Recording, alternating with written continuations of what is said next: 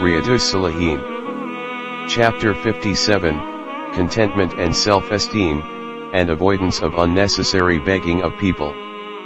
Allah, the Exalted, says, "There is no moving creature on earth whose provision is not guaranteed by Allah."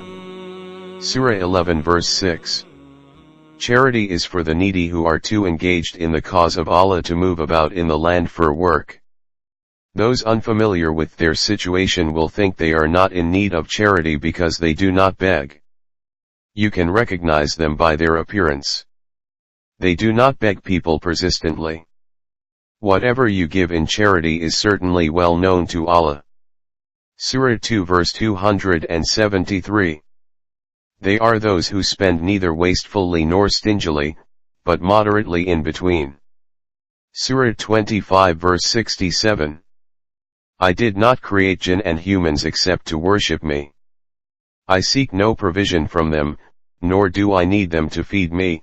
Surah 51 verse 56 to 57. Abu Huraira, may Allah be pleased with him, reported, the Prophet peace be upon him said, richness is not the abundance of wealth, rather it is self-sufficiency.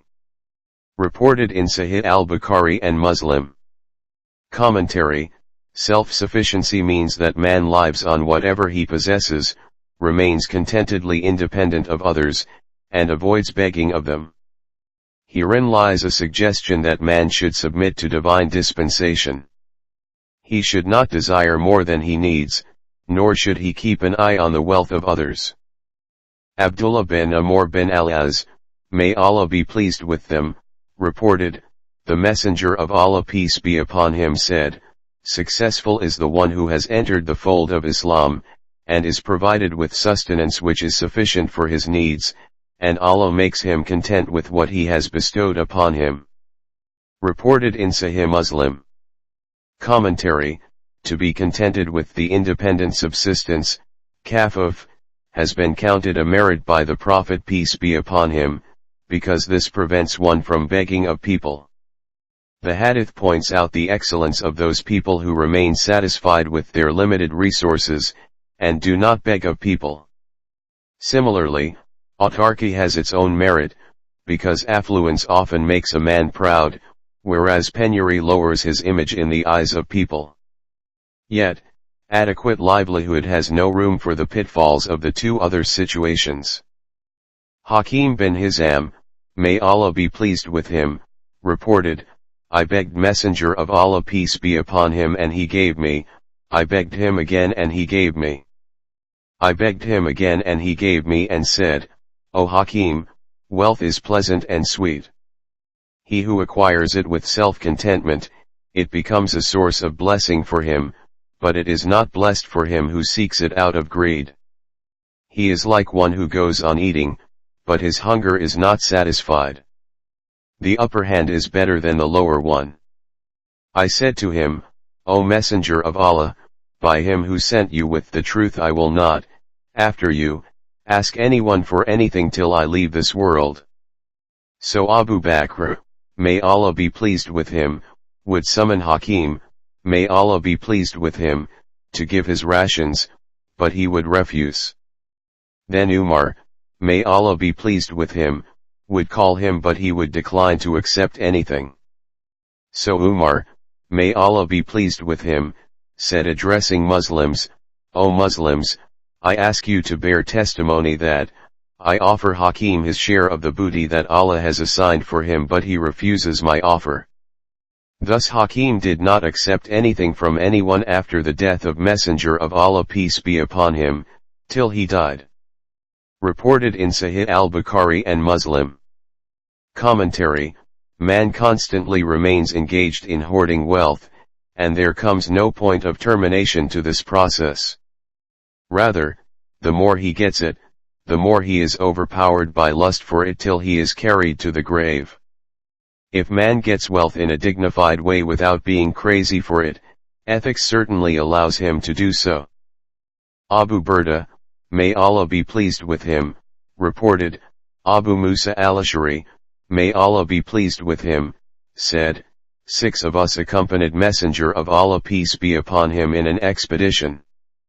We had one camel with us, we rode it in turn. Our feet got injured, and my nails also fell out. We wrapped up our feet in rags, and because of this the campaign came to be known as Datur Rika, the campaign of rags. Abu Burda, may Allah be pleased with him, says, Abu Musa reported this hadith but regretted having done so. He said, would that I had not mentioned it. He said so because he disliked to disclose anything concerning his deeds. Reported in Sahih al-Bukhari and Muslim. Commentary: this hadith also throws light on the ascetic and insightful life of the companions and their submission to the divine will. Moreover, we are told that it is advisable not to disclose virtuous deeds in order to avoid committing the sin of showing off. Amr bin Taqlib, may Allah be pleased with him, reported, some booty or prisoners of war were brought to Messenger of Allah peace be upon him, and he distributed them, giving some men and neglecting others.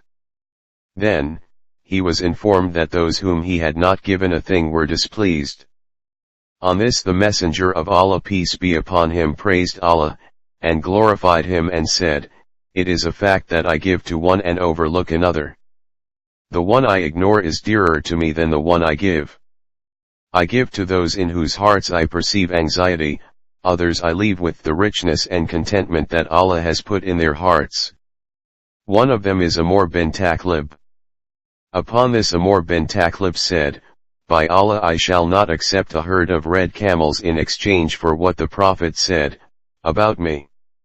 Reported in Sahih al-Bukhari. Commentary: whatever voluntary gifts or the spoils of war were brought to Messenger of Allah peace be upon him, he divided them out to the companions.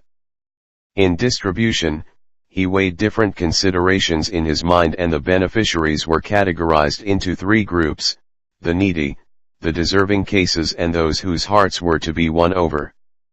His primary concern, however, was to make donations to only those people about whom he had apprehensions that, if ignored, they would display impatience and weakness. In this way the reliable and contented type of men were intentionally ignored. The superiority of Amr bin Taqlib, may Allah be pleased with him, is determined by the fact that the Prophet peace be upon him counted him among the latter, and he rightly took it as a great honor for him. Hence, we conclude that a ruler enjoys powers of expediency with regard to doling out from the public treasury. Yet, he is supposed to carry into practice what is implied by piety, integrity, and trustworthiness. He must not be subordinate to self-interests. Hakim bin Hizam, may Allah be pleased with him, reported, the Prophet peace be upon him said, the upper hand is better than the lower one, and begin, charity, with those who are under your care, and the best charity is, the one which is given, out of surplus, and he who wishes to abstain from begging will be protected by Allah, and he who seeks self-sufficiency will be made self-sufficient by Allah. Reported in Sahih al-Bukhari. Commentary: in this hadith the underlying points are self-evident, but the last point is very important: those who avoid begging of others and remain independent of them are beloved to Allah. Indeed He helps such people. Instead of leaving them alone to be degraded on account of begging, He bestows upon them the sense of self-sufficiency, patience, and contentment. Abu Sufyan, may Allah be pleased with him, reported, Messenger of Allah peace be upon him said, do not be importunate in begging. By Allah, if one of you asks me for something, and I give it to him unwillingly, there is no blessing in what I give him. Reported in Sahih Muslim. Commentary: here one has been prevented from making demands to others importunately, pressingly and persistently. Because even if one gets something in this way, it will be bereft of blessing. The reason is that the giver's will is not involved in the matter, as he has given the charity to the beggar with a sense of reluctance and aversion and out of modesty. Auf bin Malik al-Ashja'i, may Allah be pleased with him, reported, 7, 8, or 9 people, including myself, were with Messenger of Allah peace be upon him on an occasion when he peace be upon him remarked, "Would you pledge allegiance to Messenger of Allah?" As we had taken oath of allegiance shortly before, we said, "We have already done so, O Messenger of Allah." He again asked, "Would you not pledge allegiance to Messenger of Allah?" So we stretched out our hands and said, "We have already made our pledge with you, O Messenger of Allah. On what should we make a pledge with you?" He said, "To worship Allah and not to associate anything with him, to perform the 5, daily, salat and to obey." Then he added in a low tone, "And not to ask people for anything." Thereafter, I noticed that some of these people who were present did not ask anyone to pick up even the whip for them if it fell from their hands. Reported in Sahih Muslim. Commentary: Herein we find an approval of renewing the oath of loyalty. Besides, there is also a ground for administering such oath in respect of the obedience and worship of Allah, and decent behavior. What is more, we are also under obligation to observe all that the oath of fealty stands for. Ibn Umar, may Allah be pleased with them, reported, the Prophet peace be upon him said, "If one of you would keep begging of people until he meets Allah, on the day of resurrection, his face will be without a shred of flesh." Reported in Sahih al-Bukhari and Muslim. Commentary: The lack of flesh from the face is either metaphorically indicative of disgrace and wretchedness, or it would factually happen as a symptom of sinning and the punishment thereof. This seems to be more plausible. Aversion against begging has been fomented in this hadith, because it brings shame both in this world and the hereafter. Ibn Umar, may Allah be pleased with them, reported, while Messenger of Allah peace be upon him was on his pulpit, in the mosque, delivering a khutbah, religious talk, about sadaqah, charity, and begging, he said, "The upper hand is better than the lower hand, the upper hand is the one which gives, and the lower hand is the begging one." Reported in Sahih al-Bukhari and Muslim. Abu Huraira, may Allah be pleased with him, reported, Messenger of Allah peace be upon him said, "He who begs to increase his riches is in fact asking only for a live coal. It is up to him to decrease it or increase it." Reported in Sahih Muslim. Commentary: We come to know that begging without a pressing need is such a disgraceful crime that it brings one to hellfire. What a pity that beggary prevails among the followers of a religion which brands it as an abominable crime. It is extremely pitiable and lamentable that Muslims are ignorant of and indifferent to Islamic teachings. Samurah bin Jundub, may Allah be pleased with him, reported, Messenger of Allah peace be upon him said, "Begging is a cut that a person inflicts upon his face, except for asking a ruler, or under the stress of circumstances from which there is no escape." Reported in Jami at-Tirmidhi. Commentary: To submit his demand to the head of state means that, if a man deserves help, he should go to the public treasury which exists in an Islamic country, so as to fulfill the needs of the needy gracefully. If his access to it is not possible, he is free to put his demand to others as well. Ibn Masud, may Allah be pleased with him, reported, Messenger of Allah peace be upon him said, "He who suffers poverty, and seeks relief from people, he will not be relieved, but he who seeks relief from Allah alone, he will be relieved sooner or later." Reported in Abu Dawud and at-Tirmidhi. Commentary: In this hadith, it has been suggested that a man in need should turn to Allah alone and not to human beings, because he alone meets the needs of all creatures.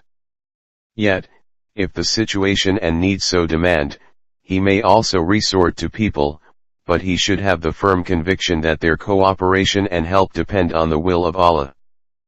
Thawban, may Allah be pleased with him, reported, Messenger of Allah peace be upon him said, "He who guarantees me that he will not beg anything from anyone, I will guarantee him to enter Jannah." I said, "I give you the guarantee." Then Thawban, may Allah be pleased with him, never begged anything from anyone. Reported in Abu Dawud. Commentary: not to seek any kind of aid from anybody means that a request should not be made as such without need. Because in the hour of need a man is permitted by the Sharia to request somebody to meet his requirement. Yet, if on such occasions he still avoids begging of anybody, it will reflect a very high point of his scrupulous uprightness. Later Thawban, may Allah be pleased with him, adopted this way.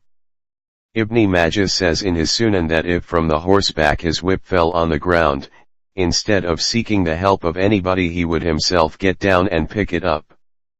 Qabisa bin al-Mukarrik, may Allah be pleased with him, reported, I stood as surety for a debt, and came to Messenger of Allah peace be upon him to seek his help in discharging it. Messenger of Allah peace be upon him said, wait till we receive charity, and I shall give you out of it. He peace be upon him added, O Qabisa, begging is not lawful except for 3 people. One who has incurred debt, for assuming guarantee, for him begging is permissible till the guarantee is discharged, and he should then refrain. A person whose property has been destroyed by a calamity is allowed to beg till he attains self-sufficiency.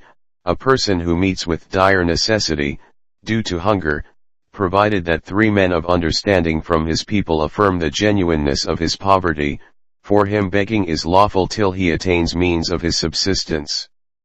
Other than these, O Qabisa, anything received through begging is unlawful, its recipient devours it unlawfully. Reported in Sahih Muslim. Commentary: this hadith explicitly tells us about the 3 types of men who are allowed to beg of others. A detailed description has already been mentioned above.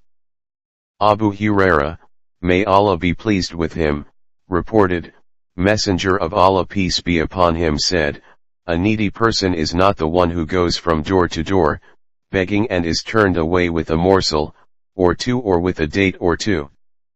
But a needy person is the one who does not have enough to live upon, and neither from his appearance it occurs that he is needy and should be given alms, nor does he himself beg anything from others. Reported in Sahih al-Bukhari and Muslim. Commentary: the professional beggars and the truly needy have clearly been identified here. The point is that we should try to find out deserving people and spend on them. Because, despite being needy, they do not wear a professional look nor do they approach anybody to receive alms. In no way will it be counted as charity if we satisfy ourselves by giving a few coins to a professional beggar whom we come across on the road. Ya Rasul, salam alayka, ya Habib.